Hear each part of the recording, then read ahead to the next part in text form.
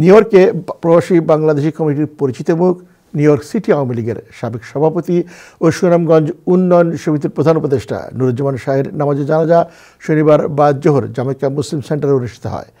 তিনি শুক্রবার দুপুর 2টার দিকে লং আইল্যান্ডের একটি হাসপাতালে চিকিৎসাধীন অবস্থায় ইন্তেকাল করেন। তিনি দুরারোগ্য ব্যাধি, ক্যান্সার সহ নানা জটিল রোগে ভুগছিলেন। মৃত্যুকালে তিনি স্ত্রী, এক পুত্র, এক কন্যা সহ বহু আত্মীয়স্বজন ও গুণগ্রাহী রেখে গেছেন। জেএমসির অন্যতম পরিচালক ইমাম শামসী আলী জানাজা নামাজে ইমামতি করেন। নামাজের আগে মরহুমের পুত্র ছাড়াও কমিটির পক্ষ থেকে বাংলাদেশ সোসাইটির সভাপতি আতাউর রহমান সেলিম ও জালালাবাদ অ্যাসোসিয়েশন অব আমেরিকার সভাপতি বদরুল হোসেন খান সংক্ষিপ্ত বক্তব্য রাখেন। জানাজায় বিপুল সংখ্যক প্রবাসী বাংলাদেশি অংশ নেন।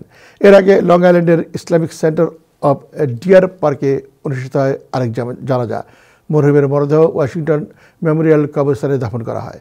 নুরুজ্জামান শাহের মৃত্যুতে গভীর শোক প্রকাশ করে সন্তপ্ত পরিবারের প্রতি সমবেদনা জানিয়েছেন টাইম টেলিভিশনের সিইও আবু তাহের ও পরিচালক সৈয়দ ইলিয়াস খসরু।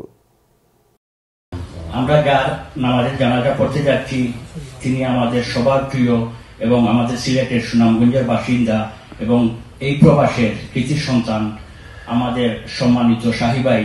কিছুক্ষণ পরে আমরা উনার নামাজের জানাজা পড়তে যাচ্ছি। আমি উনার আত্মার মাগফিরাত কামনা করছি। শাহী ভাই আমার ফুফুত ভাই, কিন্তু আমি ভাই হিসেবে হইলাম না। আমি হইলাম তাই জনমানুষের নেতা। সবসময় মানুষের সমস্যা লইয়া ব্যস্ত থাকতাম।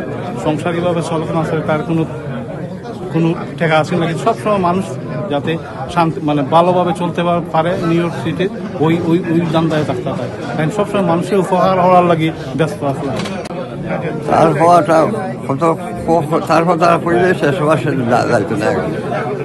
কিরকম মানুষ আছে যেমন কল্পনা করা যায় না। আর তোমরা লিগার আসলে লিগার হইতে তারা লিগারের কোনো মনে তো সবসময় না, সবসময় তো সব সাধারণের জন্য সবসময় সাহায্য করতো। এত ভালো মানুষ আছে কল্পনা করা যায় না। আল্লাহ তারা বেশ করুক।